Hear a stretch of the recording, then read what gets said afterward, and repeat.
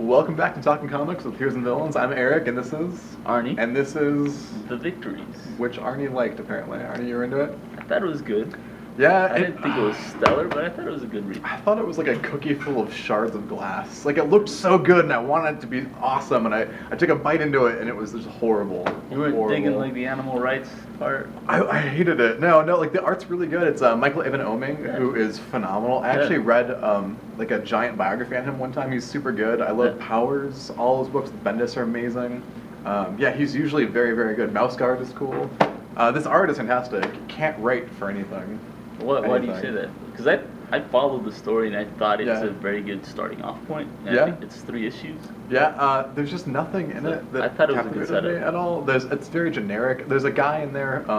The whole plot is that there's a superhero who's kind of like Batman who won't kill, and there's another hero who's perceived as a villain because he does kill, but he kills people who kind of deserve it. Corrupt politicians, and there's a judge in this one who is kind of shady. Whatever. He's super brutal, Punisher-esque, and he's a werewolf too. This character, and he's a jackal, and he's trying to taunt this other guy into being a murderer like him. Right. But the guy's name is Faustus, and it's the whole like deal with the devil. Super corny. I thought that was pretty cool. Really? Yeah. I feel like in the 80s and in the 90s, comics on the first page used to quote Shakespeare or the Bible.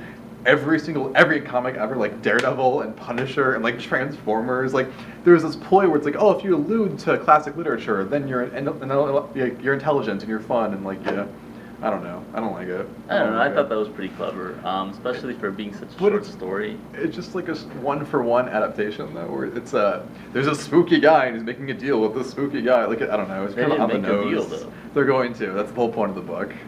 It's stupid. It's really stupid. I like the fact that the setup of the story is this new society where things have gone wrong. Politicians are really no longer in control, neither are the cops. Wealth has been redistributed. Yeah, it's a crappy Watchmen. Yeah, it's like a really bad Watchmen. It's like Watchmen with a D. I think you're assuming that, but it's only the first issue. I guess just everyone's voice is kind of annoying to me. It just reads like a crappy 90s Punisher comic. That's why I don't like it. But it's beautiful. Aren't you a fan of the 90s Punisher? I'm a fan of crappy 80s Punisher. What happened to the 2099 series? Oh man, that's so good. You can't get any more craptastic. Oh, how dare you bite your tongue, sir. Yeah, I don't know. There's nothing new in it. Like, explain to me why you liked it so much. What is in this book that isn't in Watchmen or isn't in anything else? It's not as fantastical, and you get to see. There's a guy who's a werejackal. That's fantastical. Wait. I didn't say it wasn't fantastic. I said it's not as fantastic. So you got werejackal, and then you've got like Big Blue Jesus from over here. That's like the spectrum. Yeah. Okay, I got it. And the part I like the most is that it delves into the mind of the main hero, who's this African American guy called Faustus. Yeah. And after he fights this guy, sends him to prison and rescues this lady whose husband has just been decapitated in front of her.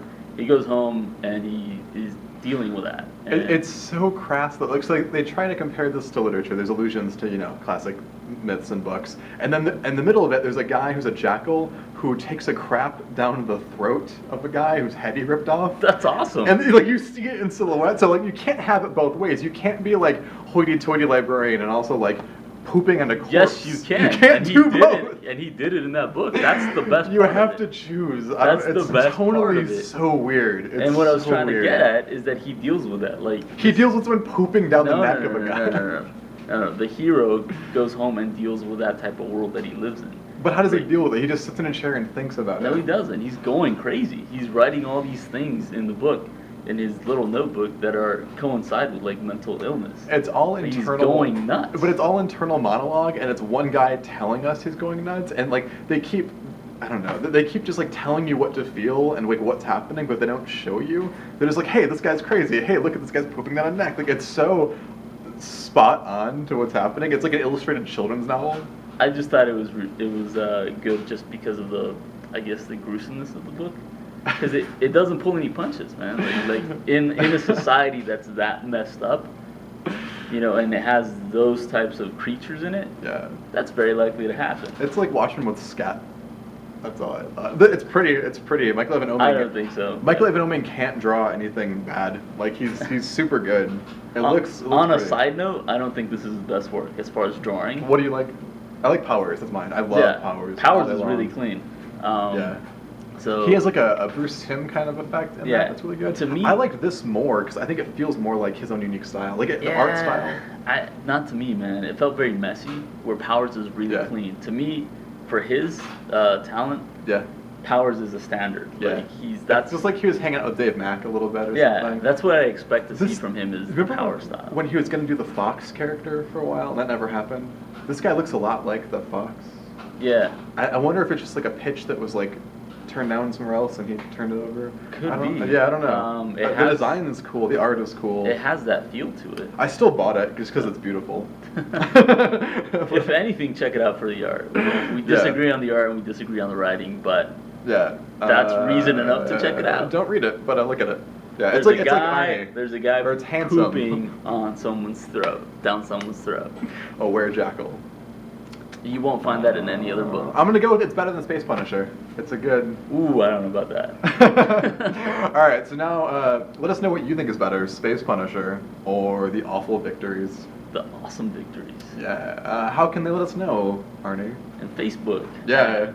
Heroes and Villains Tucson, or on Twitter at H&V Comics, or on Tumblr. heroesandvillainstucson.tumblr.com. So yeah, if you want to send us like a video of you like pooping down the throat of your arch rival, don't.